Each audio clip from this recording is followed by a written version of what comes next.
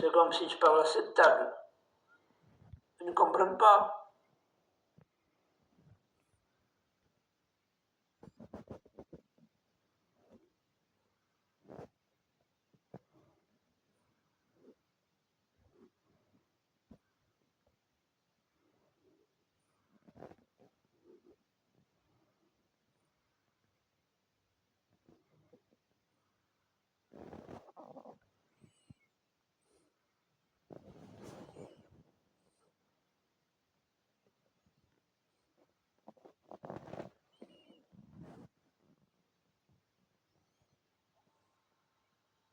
Vous savez, de parler de la guerre aux jeunes, c'est comme si je parlais à cette table. Ils ne comprennent pas. Même, j'en parle plus, bien sûr. Mais on en parlait, ils devaient dire, qu'est-ce qu'on raconte ça? Ça n'a jamais existé, ça. On ne peut pas le croire. Oh, ça, on ne peut pas le croire. Est-ce que vous pouvez nous dire quand vous êtes né? Né? Oui. Je suis né le 7 janvier 1893, à Saint-Fer, près de Guéret. Est-ce que vous pouvez nous raconter Est-ce que vous vous souvenez du jour de la déclaration de guerre? Oh, ben je pense bien. Je faisais mon service militaire, j'étais incorporé au 78e régiment d'infanterie à Limoges. Je faisais mon service militaire. Je suis parti de Limoges pour partir au front. Nous sommes partis le 5 août de la gare de Guéret, parce que le régiment faisait partie du recrutement de Guéret. Alors il y avait un bataillon à Limoges et un bataillon à Guéret. On descendait l'avenue Gambetta pour aller à la gare de Guéret. Les fleurs, les roses au bout du canon de fusil, à Berlin, on était fiers, on était contents. Dans les wagons, on avait mis des branches, des fleurs, et puis on criait à Berlin, sur les wagons, on avait écrit à Berlin. On n'y a pas été. On est parti, mais on n'est pas arrivé. On est parti. Nous sommes restés, je vous dis bien, nous sommes débarqués à Saint-Menehould le 6 août à 5 heures du soir. Nous avons cantonné aux 5 km, un endroit qui s'appelait le Fort de Paris. Et nous sommes restés là une dizaine de jours, en cantonnement. On faisait un peu d'exercice, après, hein, et au bout de 10 jours environ, oui, nous sommes partis pour la Belgique. On faisait des 30 km par jour, sous une chaleur, dans ces routes poudreuses de la Marne, ces routes crayeuses, la poussière, on était tout blanc. On avait soif, il y avait sous une chaleur. Sous un équipement, on avait 35 kilos sur le dos, le sac, une capote en laine qui descendait jusqu'au talon, tous les cartouchières, les bridges, on étouffait. Et nous sommes partis en faisant environ 30 km par jour. Nous sommes arrivés en Belgique, à la frontière luxembourgeoise.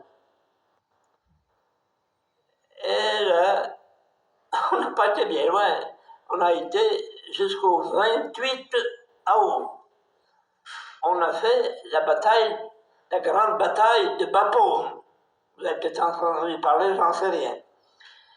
Là, les 3 régiments du centre, et le régiment Angoulême, le régiment le 78e, et le 178e, oui. Le même jour, d'ailleurs, ça parle sur les livres, tout ça, nous avons eu 1600 morts dans 3 régiments, hein, et beaucoup de blessés, mais enfin, ça a été. On a parlé de Verdun, tout ça, bien sûr. Verdun, il y en avait beaucoup qui sont morts à Verdun, mais ça a duré des mois. Tandis, imaginez-vous en une journée, sur 3 régiments, 1600 morts. Ce que c'était. Et alors, on a eu ça, et ça a été la retraite. La retraite on faisait la retraite, on était cantonné un soir au coin d'un bois ou n'importe pour se reposer. 10 minutes après, les obus nous arrivaient sur la figure. Il fallait partir. Enfin, on est parti tant et si bien que les Allemands étaient à 30 km de Paris. Le 5 septembre au matin, arrive un ordre du jour du maréchal Joffre que coûte, il fallait tenir. Il fallait plus perdre un pouce de terrain. Qu'il fallait mieux se faire tuer sur place que de reculer. Et en effet, on a pris l'offensive. On a repoussé les Allemands au moins, peut-être bien 80 km. Alors c'est là où les tranchées ont commencé. Parce qu'auparavant, c'était la guerre de mouvement, où il n'y avait rien, on était en plein champ. Alors là, ça a été le commencement des tranchées. Hein. Nous sommes restés assez longtemps, de septembre au novembre, dans le secteur tout près de Reims. Nous sommes partis là, nous sommes partis bien là, nous sommes revenus à Mourmelon-Grand, au camp Chalon.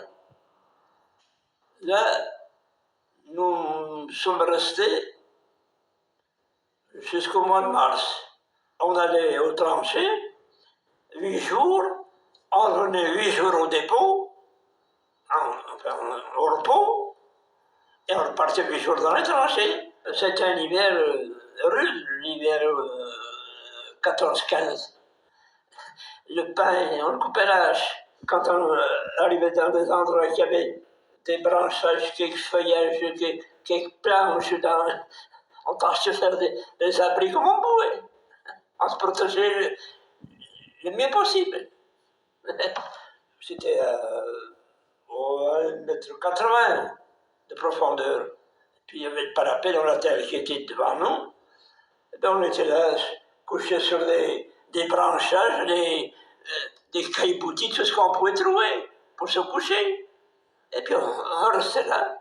Le soir, on partait à la nuit, hein, chercher la soupe. Les cuisines roulantes arrivaient à 1 km quand même, les tranchées. Il y avait des boyaux qui nous amenaient aux cuisines roulantes. Je me souviens, on revenait avec la soupe. Quand on arrivait, il y avait la moitié du temps de la soupe, il n'y en avait presque plus. Mais ce qui était précieux pour nous, c'était ce qu'on appelait les bidons. Les bidons de vin, on y faisait attention. On passait dans ces boyaux, les bidons, les musettes, ça frôlait les parois des boyaux. Là, c'était bien plus dur pour aller chercher la soupe. Autrement, qu'est-ce que vous voulez? La vie tranchée, on s'organisait. De temps en temps, il y avait des escarmouches. Alors, et par moment, ça n'arrivait pas bien souvent, on partait à l'attaque. Là, évidemment, il y avait pas long, parce que les Allemands n'étaient pas loin, nous étions des fois à 20 mètres dans les tranchées, les uns les autres. Il y avait des escarmouches, on sortait. Les mitrailleuses qui étaient là, il y avait toujours quelques morts, quelques blessés. Mais enfin, c'était pas bien méchant. Dans les premiers jours de mars, nous sommes partis du camp Chalon et nous sommes arrivés, toujours à pied naturellement, mais pas. Nous sommes arrivés en Meurthe-et-Moselle. Ça faisait du chemin, toujours à pied. Et bien là, je suis resté donc mois de mars. Il n'y avait pas tout, c'était calme. Il y a eu quelques petites escarmouches, mais enfin c'était calme. Les autres, quelques obus qui tombaient par-ci par-là. Enfin, au mois d'avril, dans le 12 avril, j'étais agent de liaison à la compagnie. C'est-à-dire que j'étais dans un petit groupe avec le capitaine à 100 mètres en arrière le tranchée. Alors quand il y avait un ordre à porter à la section, à la première tranchée, dans les tranchées, c'est moi qui portais l'ordre. Et en revenant, j'ai été blessé par un éclat d'obus. Et là, à ce moment, j'ai été évacué à l'hôpital de Toul. Je suis resté 3 semaines à l'hôpital de Toul. J'ai souffert pendant, il faut bien dire, 1 mois de temps. J'avais une blessure de cette longueur. Il y avait une ouverture à la jambe, comme ça, si large que ça. On me passait le pansement d'un côté, on le sortait de l'autre, dans le mollet. Ben, bien sûr que j'ai souffert. J'ai souffert tellement que les matins, quand je voyais arriver pour le pansement, ben, je commençais à serrer les dents. Et même quand on faisait le pansement, j'ai crié bien des moments. Quand ça me faisait mal. Ah, ça oui. Ça, c'était atroce. J'ai été évacué à 7 dans l'Hérault. Je suis resté 6 mois d'hôpital. Donc, 3 mois sans me lever. 6 mois d'hôpital, j'ai eu 2 mois de convalescence. Et au mois de janvier 1916, le 28 janvier 1916, j'ai été réformé. Alors, pour moi, le service militaire, la guerre a été finie. Vous savez, les grandes batailles, la plus grande bataille qu'il y a eu, je peut-être dit déjà, c'est la bataille de la Marne. Là, à ma compagnie, c'est une compagnie de combat de 180 hommes. La compagnie. Nous sommes revenus 4. On n'était pas tous tués, mais tués ou blessés. Et nous sommes revenus 4 sur 180. Je parle de ma compagnie, hein. C'est pas du régiment. Et puis ma foi. Qu'est-ce que vous pensiez dans ces moments-là? Qu'est-ce que vous pensiez dans ces moments-là? À ce moment-là, on pensait, on avait peur. Voilà tout ce qu'on pensait. On pensait que, je sais que la guerre, si ça doit durer longtemps, on pense à la fin, vivement la fin. Oui, on était là, on y était. Mais quand vous lisez, que vous avez entendu qu'il y a eu des actes de courage, tout ça, il y en a peut-être, il y a toujours quelques fous, mais il n'y en a pas eu beaucoup, vous savez, qui est le courage. Il n'y en a pas beaucoup qui sortent des tranchées pour se faire tuer. On avait bien tous la frousse. Comme on dit souvent, on n'emmenait pas bien large. Ça,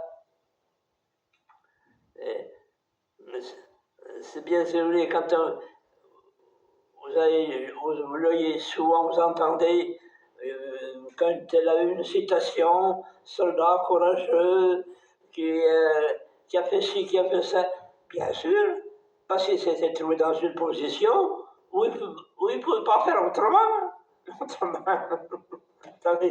Les volontaires pour aller se faire tuer, il n'y en avait pas beaucoup. Chacun se faisait pas bien gros dans son petit coin. comprends. On n'aurait plus jamais ça. Pareil. Des atrocités pareilles. Des boucheries pareilles. C'est pareil bien souvent. Mais quand on parlait de corps à corps, sans brochet à la baïonnette, il y en avait beaucoup comme ça. C'était la sauvagerie. Tout ce qu'on peut. Ah non, la guerre, vous savez. Est-ce que vous vous souvenez du jour de l'armistice? Ah, si, je me souviens du jour. J'étais au lycée de Guéret.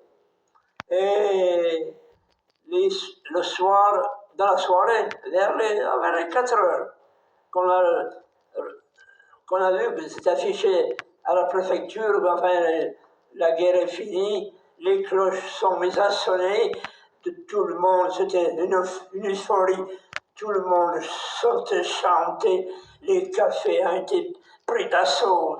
On a passé la nuit dans les cafés. C'était le gaieté. La guerre est finie. Alors c'était quelque chose, ça, hein? Bah, on verra jamais les gens contents comme ce jour-là. Pensez.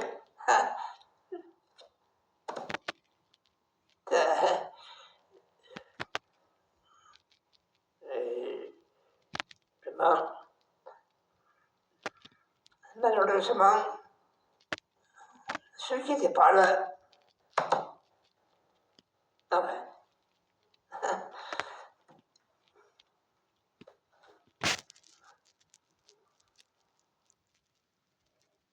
Qu'est-ce que vous pensez de ce qui a écrit sur le monument aux morts de Jansiou? Maudite soit la guerre. Ben, j'en pense, je vous l'ai bien dit. C'est bien dit que ça, c'est une inscription qui me plaît à moi, qui est valable pour moi. Parce qu'en effet, maudite soit la guerre, oui, parce que c'est bien à maudire. Ça y est pas.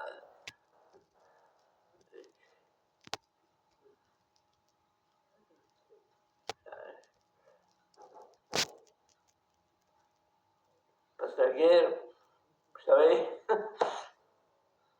il ne faut plus entendre parler.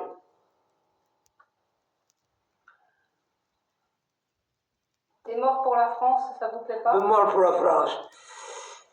Bien sûr, je vous dis bien, même tous les 11 novembre et les 8 mai, on fait l'appel des morts. Il y a un enfant des écoles, on dit un nom, puis l'enfant répond « Mort pour la France, mort pour la France ». Bien sûr. Mais je vous dis bien qu'il pourrait bien en finir avec ça, de ne plus parler de ça. Allez au monument, commémorer les dates, mais plus parler des morts, les laisser tranquilles. Pourquoi? Bon, c'était bon, peut-être,